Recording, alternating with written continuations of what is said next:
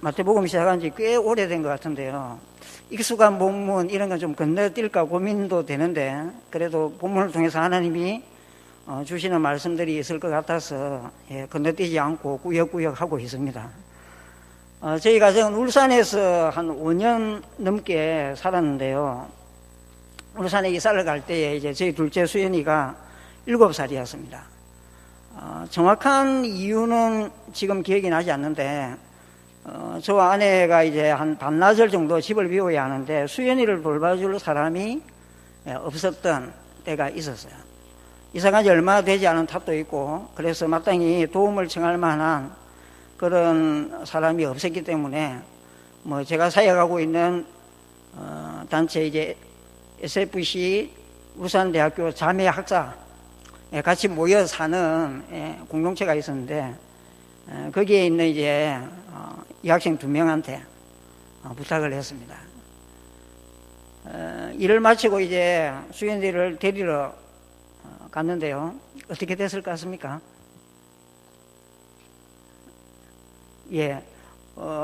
애를 키워본 경험이 전혀 없는 이 여학생 2명이 수연이랑 너무 재밌게 놀아줘서 수연이가 너무 잘 지냈다 그런 이야기를 들었습니다. 그래서 이제 자기 일처럼 애써준 이 학생들한테 문화상품권을 선물로 했던 그런 기억이 있습니다. 우리가 살다 보면 무엇인가를 맡게 되는 경우가 들어있죠. 제가 말씀드린 것처럼 사람을 맡게 되는 경우도 있고요. 아니면 어떤 물건이나 그것도 아니면 어떤 일 맡게 되는 경우가 있습니다. 그러면 이런 것들을 맡았으면 어떻게 해야 합니까? 내 마음대로 하면 안 되죠. 맡긴 사람, 즉 주인의 심중을 잘 헤아리는 게 필요합니다. 주인이 바라는 것이 무엇인가, 이걸 나한테 왜 맡겨주셨는가, 그걸 생각하고 그게 사람이든 아니면 물건이든 일이든 잘 관리하는 게 필요하죠. 오늘 본문은 여러분이 너무 잘 아시는 비유입니다. 어떤 내용입니까? 주인이 장기간 여행을 결심을 하고 타국에 여행을 떠납니다. 그러면서 종들한테 자기의 소유를 맡기죠. 오랜 시간이 지난 후에 주인이 돌아와서 이 종들과 결산을 하는 그런 내용입니다. 결산을 하는 과정에서 일어났던 일들, 그걸 예수님이 이제 비유의 내용으로 담고 계시죠. 이 비유는 열처녀 비유에 곧바로 이어서 기록되고 있습니다. 열처녀 비유가 예수님의 재림을 기다리면서 우리가 준비된 태도를 가져야 한다는 것을 말씀한다면, 오늘 비유는 예수님께서 주님의 재림을 기다리는 동안에 그 시간을 우리가 어떻게 활용해야 하는지를 가르쳐주고 계십니다. 오늘 말씀을 통해서 이 기다림의 시간을 우리가 제대로 활용하고 있는지를 점검해 볼 수 있기를 바라고요. 그리고 다시 한번 우리의 마음을 새롭게 하는 시간이 되면 좋겠습니다. 여러분, 주인이 종들에게 맡긴 소유의 양은 달랐습니다. 한 종에게는 5달란트, 한 종에게는 2달란트, 그리고 세 번째 종한테는 1달란트를 맡겼지요. 이렇게 다르게 맡긴 이유가 무엇일까요, 여러분? 주인이 심심해서 그렇게 했습니까? 그렇지 않습니다. 본문을 보면 그 이유를 우리가 알 수 있습니다. 15절을 여러분 보십시오. 주인이 이렇게 차등해서 금액을 달리 맡긴 이유를 우리에게 알려주죠. 주인은 종들의 재능대로 맡겼다라고 이야기합니다. 이 종들의 재능을 주인이 잘 알고 있었을 것입니다.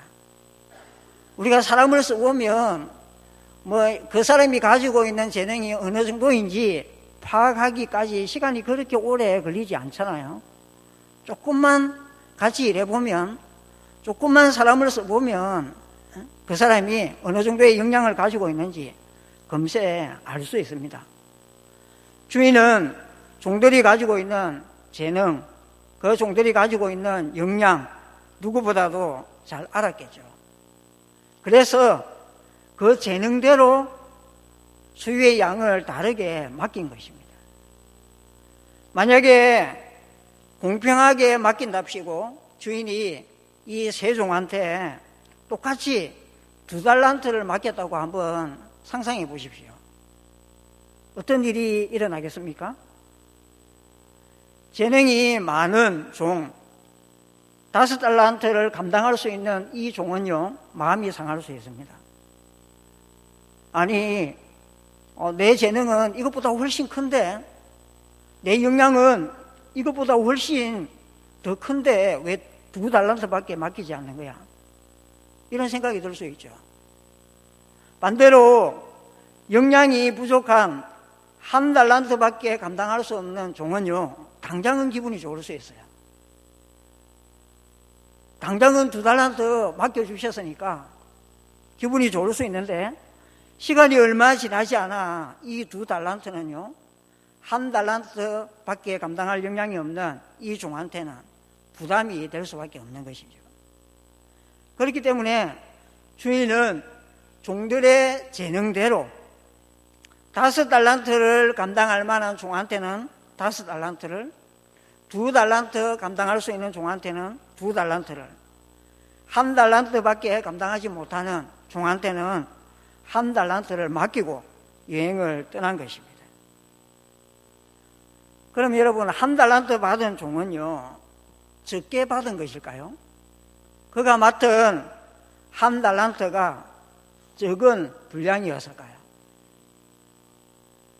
상대적으로 따져보면 5달란트를 받은 종에 비하면 5분의 1밖에 되지 않습니다. 적은 게 사실이죠. 하지만 달란트가 가지고 있는 가치를 생각하면요, 결코 그렇지가 않아요. 1달란트는 6,000데나리온이나 됩니다. 1데나리온은 당시 남자 장정이 하루 일해서 벌 수 있는 하루 임금이었거든요. 그러면 6,000데나리온이면요, 1년에 300일 정도 일한다고 가정을 하면 몇 년 연봉입니까? 20년 연봉이에요. 결코 적은 액수가 아닌 것이죠. 다른 2달란트 받은 종, 5달란트 받은 종과 비교하면 적어 보이지만 1달란트를 받은 종, 이 종이 맡은 분량도 적은 게 아니라는 거죠. 예수님이 이 비유에서 설정하고 있는 상황은요, 우리에게 분명한 걸 가르쳐 줍니다. 인격적이신 하나님이 우리 모두의 재능을 너무 잘 아신다는 거죠. 그래서 그 재능에 걸맞게 우리에게 맡겨주신 것이 있다. 상대적으로 따지면 적어 보일지 모르지만은 가장 적게 받은 사람이라고 하더라도 사실은 엄청나게 많은 것을 받았다는 것입니다. 곧 떠나실 우리 주님이 남겨지는 제자들에게 맡겨주신 것, 그게 엄청나다는 것이죠. 비록 우리가 보기에는 적어 보인다 하더라도, 가장 적게 받은 사람이라고 하더라도 그건 결코 가볍게 볼 만큼, 무시할 만큼 적은 것이 아니라는 걸 예수님께서 비유의 상황으로 설정하고 계시는 것이죠. 주인이 떠난 후에 5달란트와 2달란트를 받은 종은요, 어떻게 합니까? 곧바로 나가서 부지런히 장사했습니다. 그래서 결과물을 남겼죠. 5달란트를 맡았던 종은 5달란트를 더 남겼습니다. 그리고 2달란트를 맡았던 종은 2달란트를 더 남겼죠. 오랜 후에 주인이 돌아왔습니다. 19절을 보면요, 주인이 돌아오기까지 꽤 오랜 시간이 흘렀다라고 이야기합니다. 돌아와서 주인이 무엇을 합니까? 종들과 결산을 하려고 합니다. 결산을 왜 합니까, 여러분? 결산을 하려는 걸 보면요, 주인이 어떤 의도를 갖고 있었는지, 주인이 바라는 바가 무엇이었는지 우리가 알 수 있습니다. 그건 뭐냐 하면 종들이 뭔가 결과물을 내기를 원했던 거죠. 수익을 만들어내기를 주인이 기대하고 있었던 것입니다.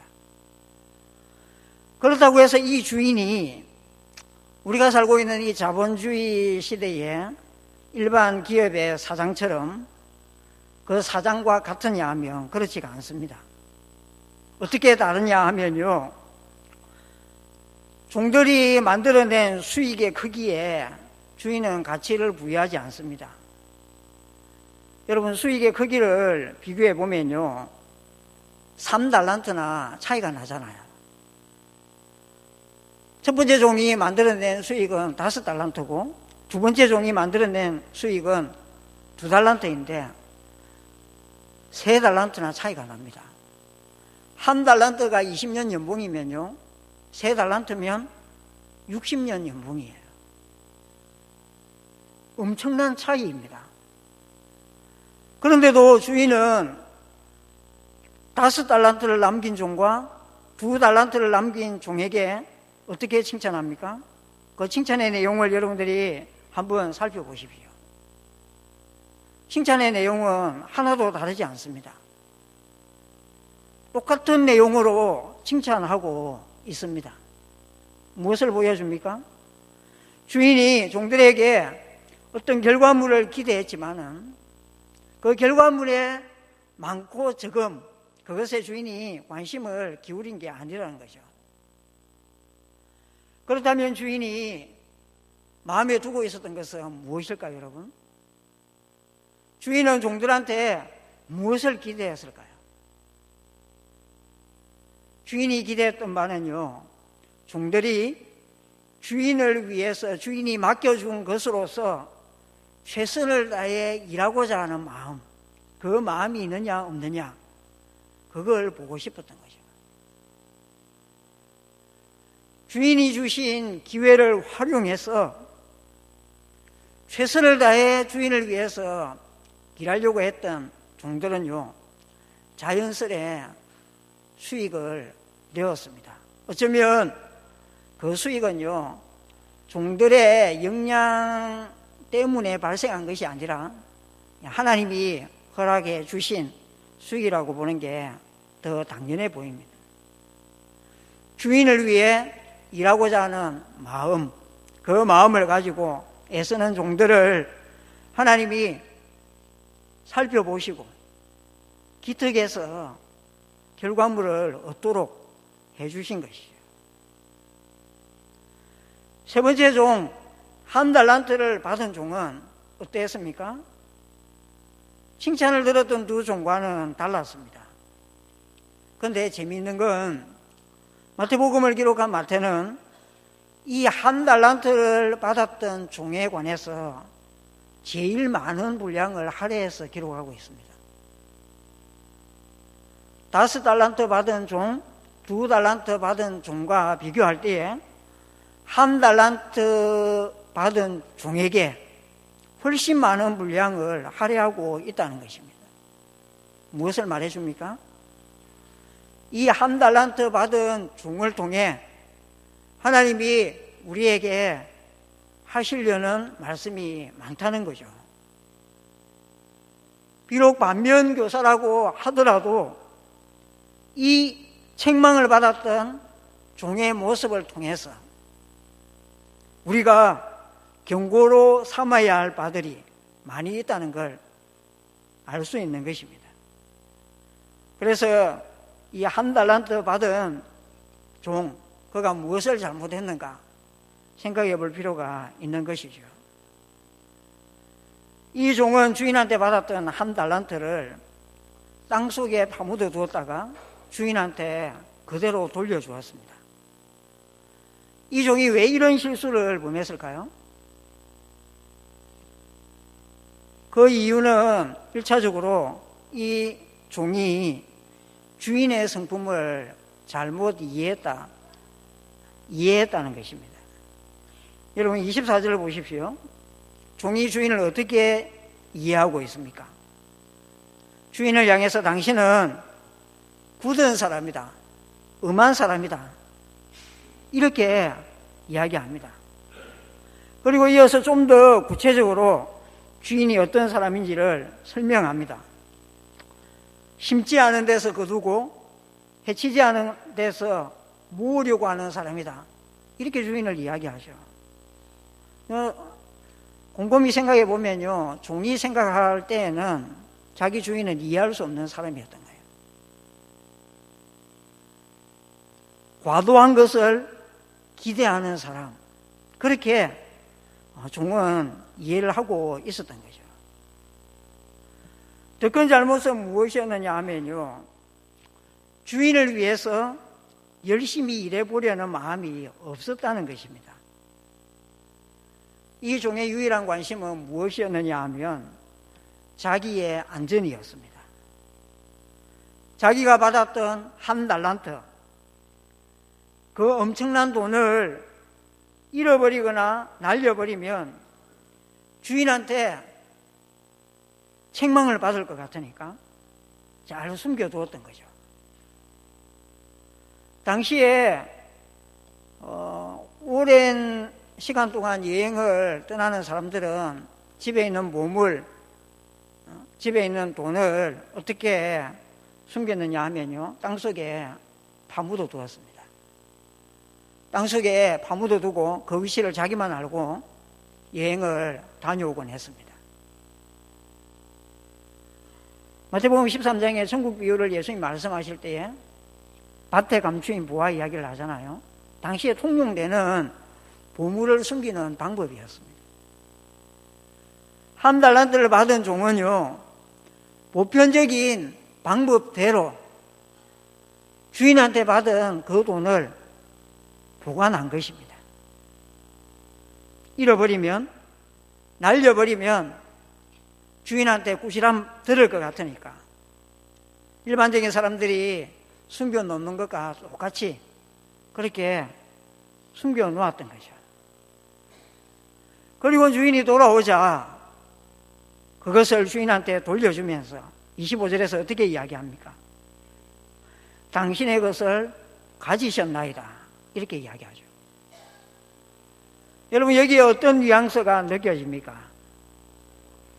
당신이 맡겨주셨던 것을 돌려드렸으니 이제 제 소임은 다 한 것입니다, 이런 마음이 종한테 있었던 거죠. 그런데 생각해 보십시오, 여러분. 이 종이 자기 소임을 다 한 것입니까? 그렇지 않습니다. 땅에 돈을 파묻어 두는 건요, 주인도 얼마든지 할 수 있는 일이잖아요. 당시에 대부분의 사람들이 그 방법으로 돈이나 보물을 숨겨놓고 여행을 다녀오곤 했습니다. 주인이 조금만 수고하면 자기 소유의 땅에 적당한 곳에 돈을 묻어두고 다녀올 수 있습니다. 그런데 종은요, 주인도 얼마든지 할 수 있는 이 방법대로 돈을 그냥 숨겨놓았던 거죠. 그리고는 자기 소임을 다 했다라고 주인한테 번번스럽게 그 돈을 돌려드리고 있습니다. 소임을 다 했다라고 생각했지만 사실상 이 종은요, 주인한테 손해를 끼친 거잖아요. 주인이 말씀하시는 것처럼, 야, 네가 나를 그런 사람으로 이해했다면 차라리 대부업자한테 그 1달란트를 맡기지 그랬냐. 그랬다면 원금뿐만 아니라 내가 얼마 되지 않을지 몰라도 이자, 그 이자라도 받을 수 있지 않았겠느냐, 책망하고 있잖아. 본전을 돌려준 걸로, 원금을 돌려준 걸로 자기 소임을 다했더라고. 생각하는 종을 향해서 너는 오히려 나한테 손해를 끼친 종이라고 주인이 책망하고 있는 것입니다. 아무도 모르는 세상 끝날, 우리 주님이 다시 오시는 그날을 우리는 다 같이 기다리고 있습니다. 그러면 이 기다림의 시간을 우리가 어떻게 사용해야 할까요? 오늘 비유를 통해서 예수님이 우리에게 가르쳐 주시는 것이죠. 주님이 어떤 분이신지 우리가 먼저 잘 알아야 합니다. 주님은 심지 않은 데에서 거두는 분이 아닙니다. 해치지 않은 데서 모으려고 하는 그런 분이 아니죠. 주님은 우리 모두의 역량과 재능을 누구보다도 잘 아십니다. 그래서 각자에게 가장 적합한 분량에 맞는 어떤 것을 맡겨주셨습니다. 그것을 맡겨두시고 떠나셨죠. 이 주님이 돌아오실 때까지 우리는 우리에게 맡겨주신 것들로 뭔가를 해야 하는데요. 파묻어두고 시간만 보내어서는 안 되는 것이죠. 그건 주인이신 하나님도 얼마든지 할 수 있는 일입니다. 우리에게 무엇인가를 맡겼다는 건요, 우리로 하여금 무엇인가를 할 수 있는 기회를 주신 것이죠. 그렇기 때문에 어쩌면 위험 부담이 있다고 하더라도 우리는 우리에게 맡겨주신 것들을 가지고 주님을 위해서 일을 해야 하는 것입니다. 내가 주님을 위해서 무엇인가 할 수 있다라는 그 사실, 무엇인가를 할 수 있는 기회를 주셨다는 그것에 감사하면서 충성되게 일을 하면요, 하나님이 결과물을 주시는 거예요. 소출을, 열매를 주시는 것이죠. 소출의 양은 다를 수 있습니다. 옆에 있는 성도와 비교했을 때에 어쩌면 내가 만들어낸 소출은 적어 보일 수도 있습니다. 그런데 하나님은요, 그 열매의 많고 적음을 보시지 않습니다. 우리가 얼마나 많은 것을 남겼느냐, 그것에 하나님은 관심을 기울이지 않습니다. 우리의 마음, 하나님이 우리에게 주신 그 기회의 시간, 주님을 위해서 무엇인가 할 수 있도록, 할 수 있는 자리로 우리를 부르셨다는 것, 그것에 감사하면서 최선을 다하려는, 주님을 위해 살아가려는 우리의 마음을 주님이 주목하고 계시고 그것을 기뻐하신다는 거죠.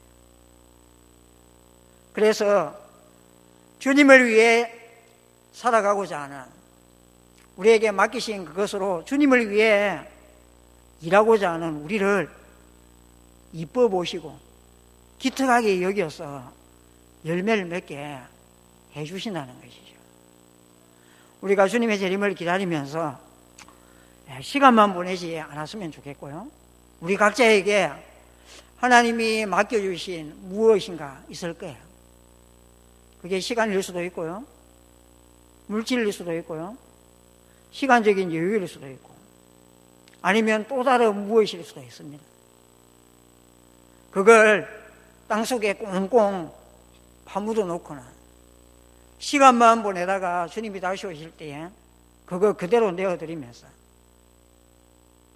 당신의 것을 돌려받았으니 제가 할 일은 다 했습니다, 그렇게 이야기하는 성도 한 사람도 없으면 좋겠고요, 우리가 주를 위해서 할 수 있는 일이 있다는 것, 그 기회의 시간이 있다는 것, 그것에 감사하면서 최선을 다해 주님을 위해 맡은 것들로서 수고함으로써 우리가 거둔 열매를 주님께 기쁘게 드리고 주님이 우리를 향해 칭찬하시는 그 칭찬의 말을 듣는 그런 여러분들의 삶이 될 수 있기를 바랍니다.